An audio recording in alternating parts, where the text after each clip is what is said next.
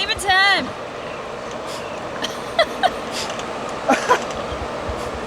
Bug flew up my nose, like literally a second. Man, it's gonna be hard to go.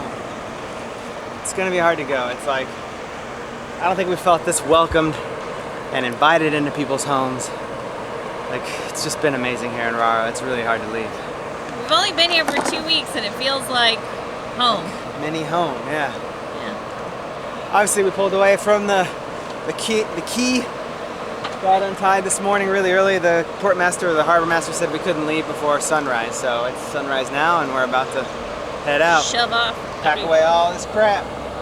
Oish, oish.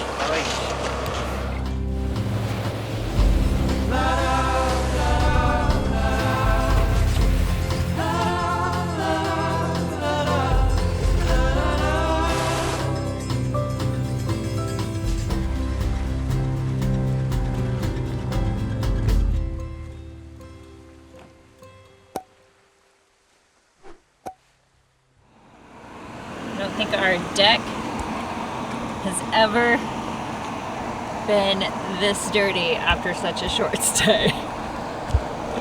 It was just so dirty. Oh.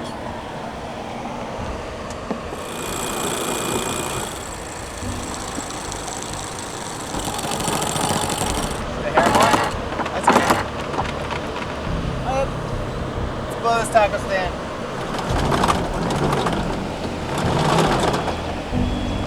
We're up! Covered in mud. Go drag it for a sec. Okay.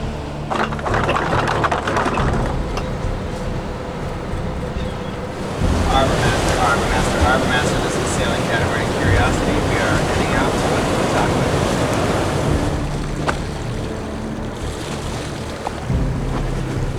It's beautiful. I'm a little sad to go.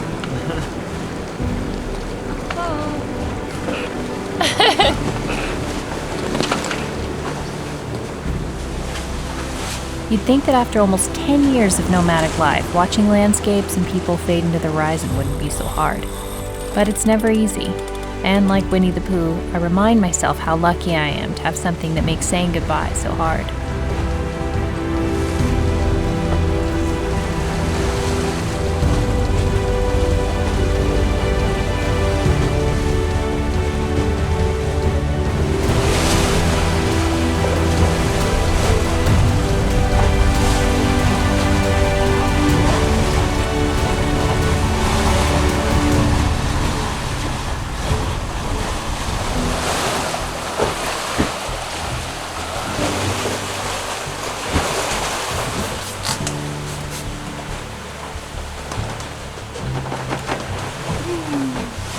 Singa, are you helping?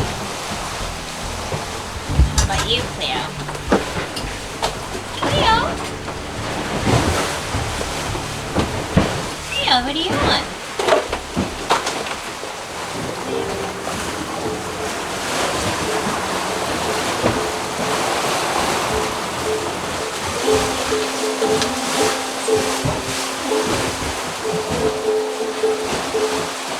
Oh, sorry, I got all screwed up.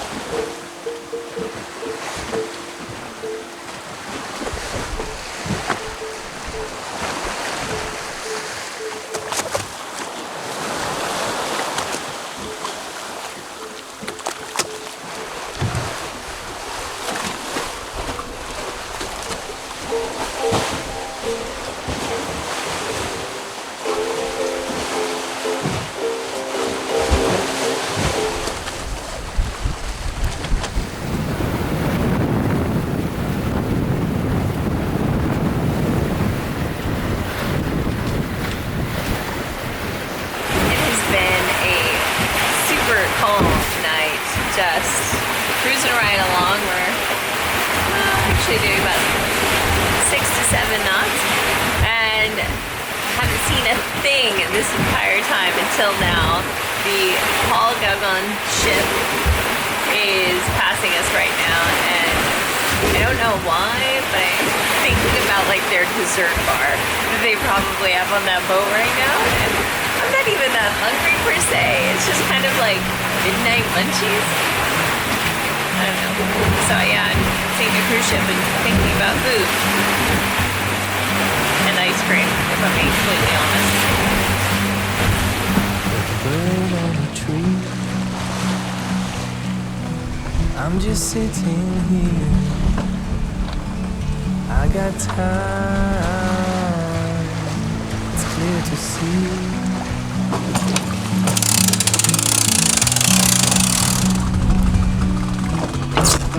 Okay.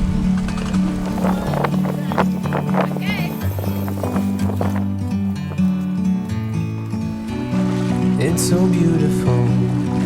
You and me. Almost there. Meant to Aitutaki has got a lot to live up to after great outdoors. Rarotonga. Forever free.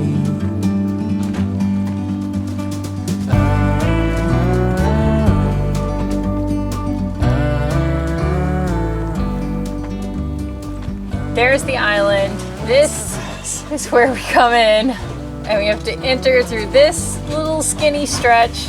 Sail through here. You've got 7 feet of water. 7, 7, 10. It shows 1 there. I mean, I know boats have gone in there. I don't know how big they are.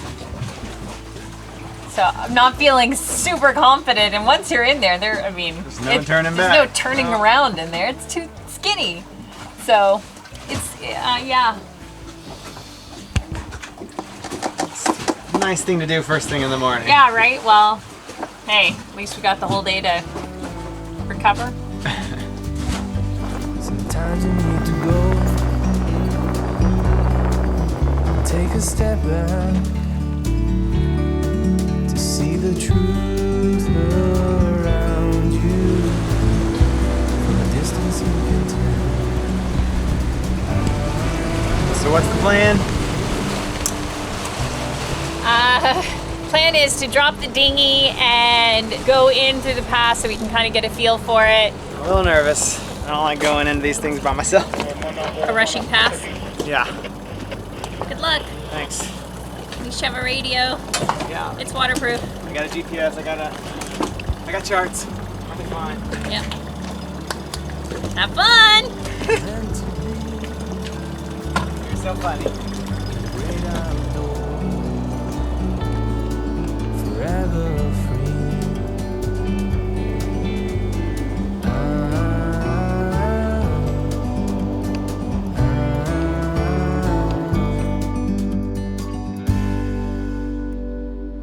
The scoop is, we don't know what the scoop is. What is marked on the chart as the pass is clearly not the pass because the barge went into a different spot. So, because, well, the freighter is here and they can't make it through because the pass is too narrow and too shallow. The small barge came out, picks up the containers and then hauls them back in and does that back and forth. Jason's following them around to see, well, where are they going and does it look like we can make it in? I was scoping it out and it doesn't look real promising. That does not look inviting. Ah! Curiosity here, go ahead. It's tight, but I met with the harbor master and I think we can do it. All right. Could get exciting. All pressure will be on you though, so I'm sorry. Thanks. That doesn't actually help me any.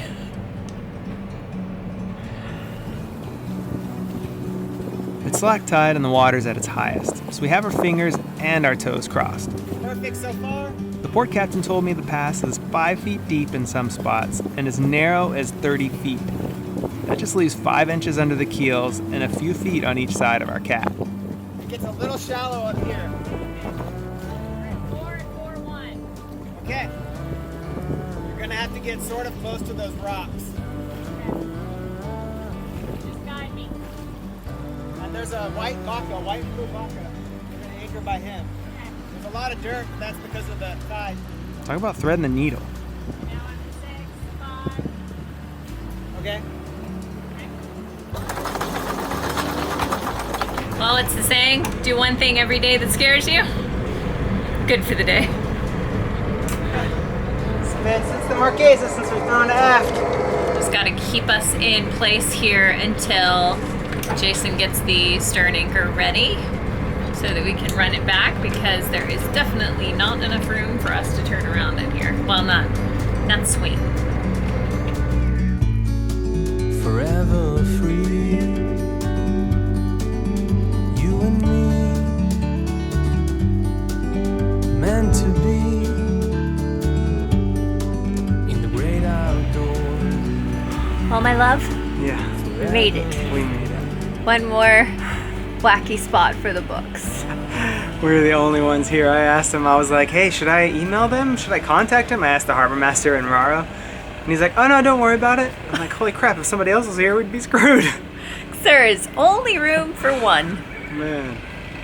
Alright, this is gonna be a neat place. It's Yeah. gonna be worth it. Definitely. Good job, Winnie. I know, that was tight. That's what she said.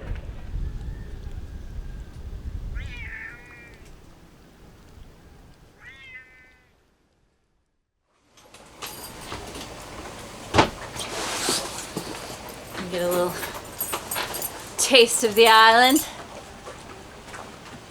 via boat. Any particular plans for your afternoon snorkeling, guys? Particular plans, places that you really want to go to, or Well- you're happy with what we do? Happy with what you do. And that spot is called the Purple Coral. Purple coral. It used to be purple, but today it's all gone, faded away. And there used to be pineapple plants and orange plants and all that. And that Oh, how everyone in Rarotonga raved about this lagoon. Aitutaki translates to a little paradise, and anyone with half-decent vision can see how they came up with the name. It's stunning, and there's no doubt about it. The island's only 6.5 square miles, and the lagoon is more than 3 times the size of the island. In other words, the lagoon is Aitutaki, and if you don't get out and explore it, you're missing what this island is known for. But here is the kick in the pants. There's no access to the lagoon unless you're with a licensed operator. Sadly, all the vodka cruises were booked up, and a private boat was our only option. And don't you know, a half-day trip is exactly a 3-hour tour. 3-hour tour, a 3-hour tour.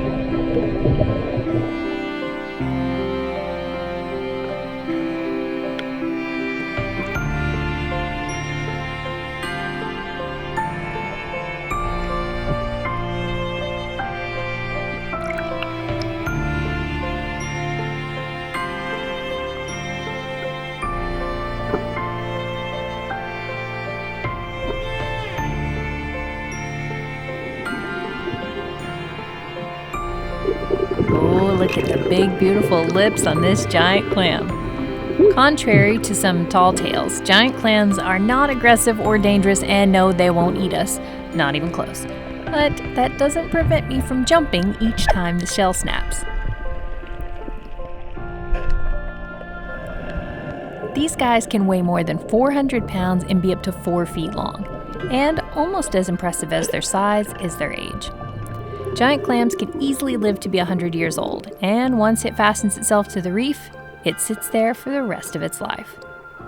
Which also makes them very easy targets. Populations are declining here and around the world due to overharvesting and pollution. And sadly, the coral here has been hit drastically hard too by pollution and warming sea temperatures. There used to be vibrant purple coral all through the lagoon, but in 2017, the water temperature stayed between 85 and 90 degrees, bleaching it all away. It's a vivid reminder of how important it is to take care of our oceans and our planet. I can't imagine a world without these big, beautiful creatures.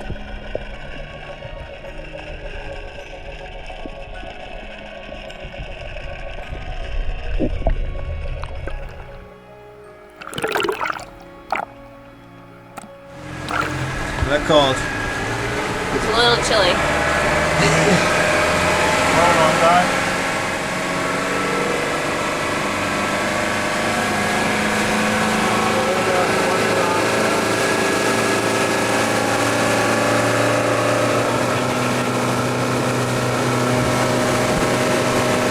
Oh, is that the big trout?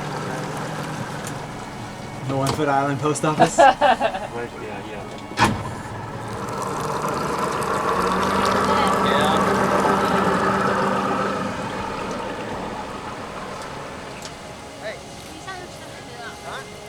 This is 1 Foot Island. We asked why did they call it 1 foot. We were told that the story goes a long time ago there was a father and son. There were warriors coming to invade, and father told his son, go run and hide. He climbed up a tree, and then the father made sure to clear away the other set of footprints, so there was just one. When the warriors came, they followed those footprints to the father. They murdered him, but the son lived. And of course, because his dad saved him by leaving only one set of footprints, and that is why it is called 1 Foot Island. It's a busy little island. Unlike Captain Jonas and Gilligan, our skipper was keen on keeping us on a schedule.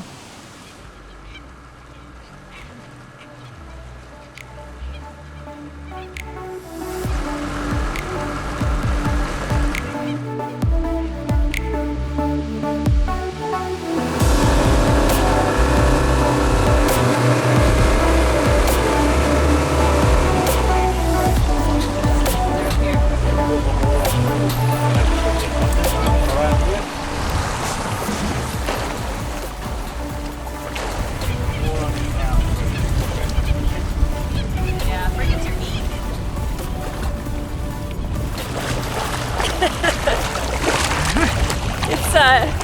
It's too shallow. This is as far as the boat can go, so you gotta go the rest of the way on foot.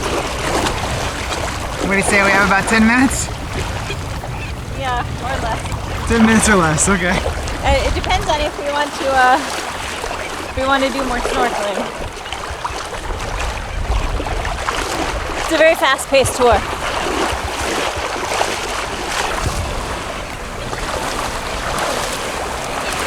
Whoa, that's weird. Very fuzzy. It's like carpet.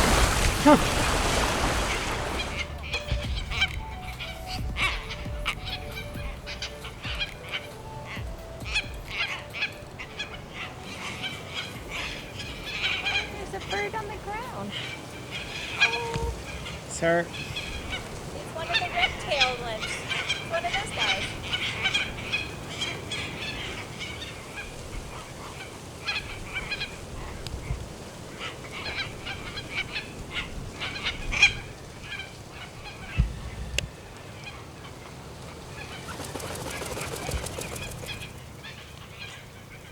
there you go. I guess he was okay. Yeah, we thought maybe he was injured, but he took off, so that's good. Wow. Well, got a close-up of that bird.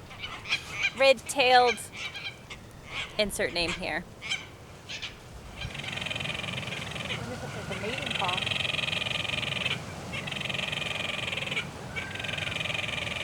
Yeah. They are terrible at walking. You think they're like really hurt. I know. Oh, it looks awful. They're such a pretty color. It's like the worst takeoff. So weird. It is so weird. Normally you would never get that close to a bird. There's another one deeper in there. They're all in there. These lovely pearlescent and seemingly uncoordinated birds use their feet to dig nests in the ground. A single egg is laid, and both sexes share incubation and feeding. They're monogamous in their relationships, and if they raise their chicks successfully, they're likely to stay together. There's a baby. It's so cute. Don't get too close. I want to touch it so bad, but I won't. Oh my god. It is the cutest, fuzziest thing I think I've ever seen in my life. Oh, it is like a cotton ball. Oh my god. Oh, hello. Oh my god, you're so cute.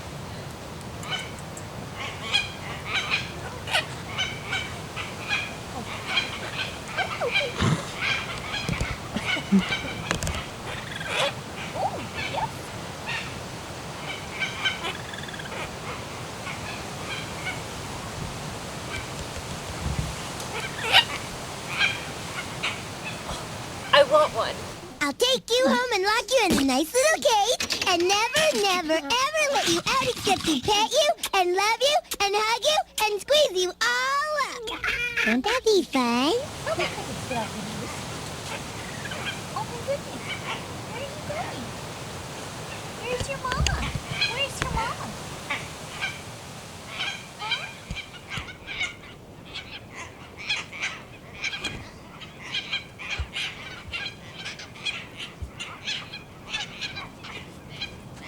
There are some big, dark, ugly clouds over there. Yep, I'm glad we got here yesterday. Oh, Jeez. we knew a front was coming, and I believe it's here. Ugh. That's crazy looking. The wind is really picking up, so all the kiteboarders are deflating their kites. Look at that, it's gonna be gnarly.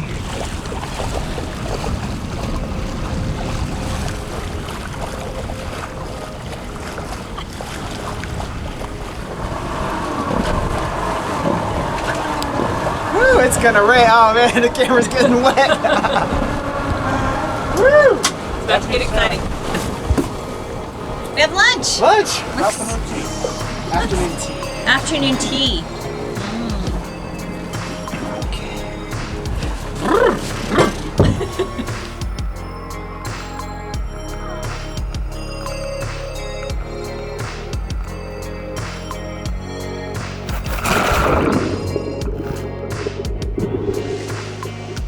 Our guide has us jump in for one last spectacle, an up-close view of the resident giant trevallies and Napoleon wrasse.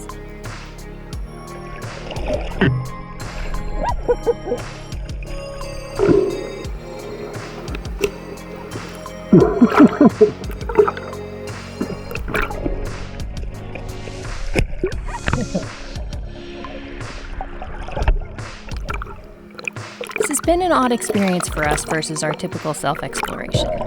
On one hand, it's all felt a bit hurried with no time to really soak it in, and on the other, it's nice to have a local guide and to have seen so many highlights in one fell swoop. But our 3-hour tour is over and the clouds are moving in. Time to batten down the hatches. Would be lost, the ships aground on the shore.